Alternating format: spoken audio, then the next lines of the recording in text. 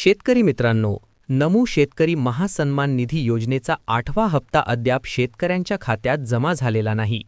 2.5 महिने उलटून गेले तरी राज्य सरकारकडून मंजुरी आणि वितरण प्रक्रिया पूर्ण झालेली नाही. अनेक शेतकरी बँका, सेतू केंद्रे आणि कृषी कार्यालयात चौकशी करत आहेत. काही सूत्रांनुसार फेब्रुवारीच्या शेवटी किंवा मार्चच्या पहिल्या आठवड्यात हा 2,000 रुपयांचा हप्ता जमा होण्याची शक्यता आहे. विशेष म्हणजे पीएम किसान सन्मान निधी योजनेचा 22वा हप्ता देखील फेब्रुवारी-मार्च 2026 दरम्यान अपेक्षित आहे. दोन्ही हप्ते एकत्रित मिळाल्यास 4,000 रुपये एकदम खात्यात येऊ शकतात. पण लक्षात ठेवा, आधार लिंकिंग आणि ई-केवायसी पूर्ण न केल्यास पैसे अडकू शकतात. देशात 30 लाखांहून अधिक शेतकरी यामुळे प्रभावित आहेत. महाराष्ट्रातही 2 लाखांपर्यंत शेतकरी असू शकतात. त्यामुळे तातडीने pmkisan.gov.in वर जाऊन ई-केवायसी आणि फार्मर आयडी अपडेट करा. मुख्यमंत्री माझी लाडकी बहीण योजनेबाबत मोठी अपडेट आहे. ज्या महिलांनी ई-केवायसी करताना चुकीचा पर्याय निवडला किंवा त्रुटी झाली, त्यांच्यासाठी दुरुस्तीची संधी उपलब्ध आहे. ही मुदत 31 मार्च 2026 पर्यंत वाढवण्यात आली आहे.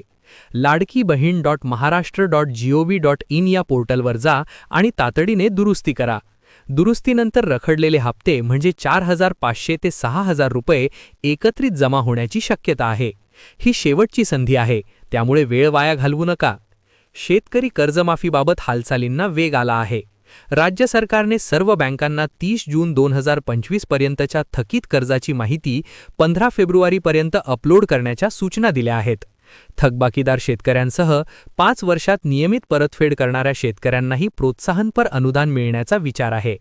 साधारण 35-40 हजार कोटींची कर्जमाफी अपेक्षित आहे. लवकरच याबाबत मोठी घोषणा येऊ शकते. अतिवृष्टी आणि नुकसान अनुदान, धान खरेदीचे चुकारे, पीक विमा, स्मार्ट मीटर इत्यादी विषयांवरही अपडेट्स आहेत. ई-केवायसी न केल्यास अनुदान परत जाऊ शकते. बाजारात सोयाबीन, तूर, कापूस भाव घसरले आहेत. हमी भावापेक्षा कमी दर मिळत आहेत. शेतकरी मित्रांनो, सर्व योजनांसाठी आधार, ई-केवायसी आणि फार्मर आयडी अनिवार्य आहे.